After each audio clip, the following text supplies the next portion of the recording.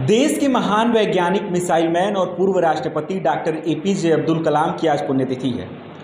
आज पूरा राष्ट्र उनको नमन कर रहा है। भारत को मिसाइल के क्षेत्र में आत्मनिर्भर बनाने और देश को एक नई सोच देखने की प्रेरणा देने वाले कलाम को बच्चों से काफ़ी प्रेम था। जब भी कभी उनको मौका मिलता था वह हमेशा उनके बीच मौजूद रहते थे। वे युवा भारत को महान सपने देखने और उनको पूरा करने के लिए प्रेरित किया करते थे। तो अब थोड़ी बहुत जान पहचान के लिए, मेरा नाम आदित्य पांडे है और आप यूपी फर्स्ट देख रहे हैं।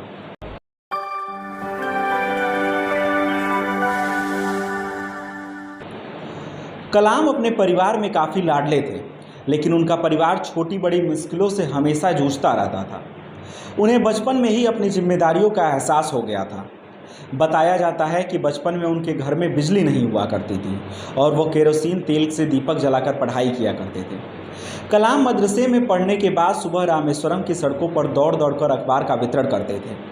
बचपन में ही आत्मनिर्भर बनने की तरफ उनका यह पहला कदम था। मीडिया रिपोर्ट्स में आई जानकारी की माने तो कलाम जब मात्र 19 वर्ष के थे तब द्वितीय विश्व युद्ध की विभीषिका को भी उन्होंने महसूस किया था। युद्ध की आग जब रामेश्वरम के द्वार तक पहुंच गई तो कलाम को आवश्यक वस्तुओं का अभाव होने लगा था।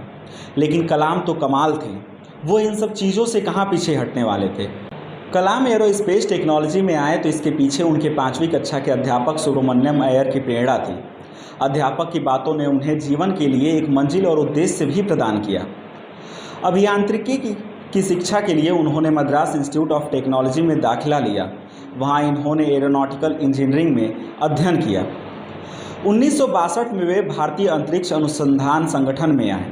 डॉक्टर अब्दुल कलाम को प्रोजेक्ट डायरेक्टर के रूप में भारत का पहला स्वदेशी उपग्रह SLV-3 बनाने का श्रेय हासिल है। अब्दुल कलाम भारत के मिसाइल कार्यक्रम के जनक माने जाते हैं।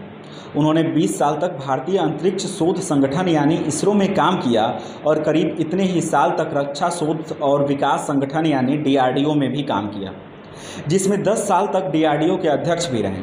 साथ ही उन्होंने रक्षा मंत्री के वैज्ञानिक सलाहकार की भूमिका भी निभाई थी।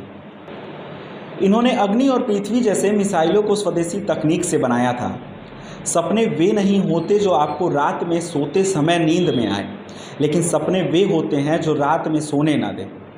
ऐसी बुलंद सोच रखने वाले मिसाइल मैन अब्दुल कलाम ने जब देश के सर्वोच्च पद यानी 11वें राष्ट्रपति की शपथ ली तो देश के हर वैज्ञानिक का सर फख्र से ऊंचा हो गया। आपको बता दें कि अब्दुल कलाम को विज्ञान के क्षेत्र में अपने उत्कृष्ट योगदान के लिए भारत के नागरिक सम्मान के रूप में 1981 में पद्म भूषण, 1990 में पद्म विभूषण दिया गया था। इसके बाद 1997 में भारत के सर्वोच्च नागरिक सम्मान भारत रत्न से भी सम्मानित किया गया।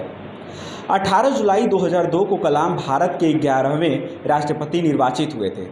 कलाम को भारतीय जनता पार्टी समर्थित NDA घटक दलों ने अपना उम्मीदवार बनाया था, जिसका वाम दलों के अलावा समस्त दलों ने समर्थन किया। 25 जुलाई 2002 को उन्होंने संसद भवन के अशोक कक्ष में राष्ट्रपति पद की शपथ ली थी। 25 जुलाई 2007 को उनका कार्यकाल समाप्त हो गया था। 27 जुलाई 2015 का दिन भारत को एक गंभीर चोट दे गया। महान व्यक्तित्व के धनी कलाम हमें हमेशा के लिए छोड़ गए, लेकिन अपने पीछे छोड़ गए ऐसी कई मिसालें जो लाखों युवाओं के लिए आज भी प्रेरणा है। धन्यवाद।